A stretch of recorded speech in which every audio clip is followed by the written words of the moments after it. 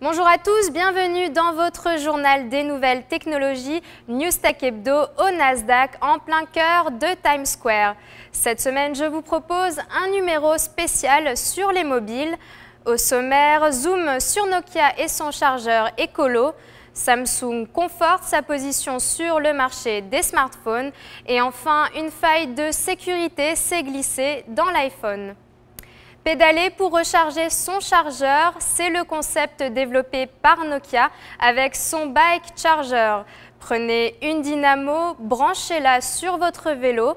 Ensuite, accrochez votre téléphone au guidon et reliez la dynamo à votre mobile.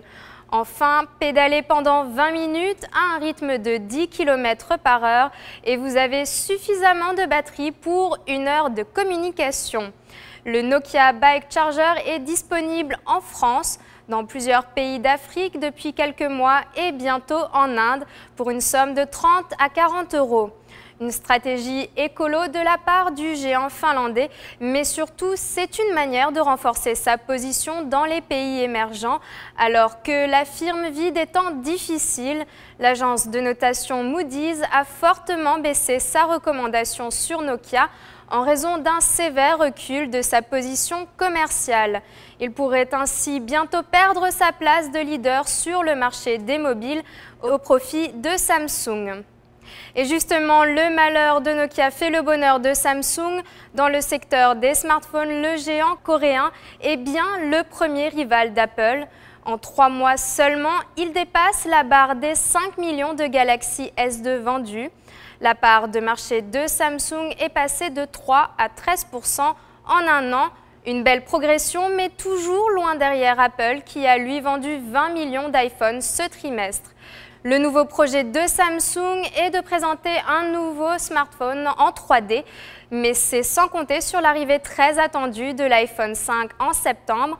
La compétition ne fait que commencer. Et on termine ce journal par le piratage des iPhones. Une importante faille de sécurité a été découverte dans le smartphone d'Apple, mais aussi dans ses autres produits comme l'iPad et l'iPod Touch. Cette faille a lieu dans la vérification des certificats de sécurité.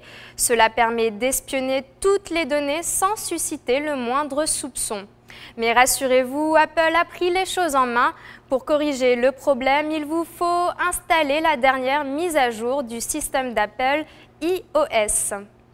C'est la fin de Newstech Hebdo spécial mobile. Je vous donne rendez-vous la semaine prochaine au Nasdaq pour toujours plus de nouvelles du monde technologique avec NYFP.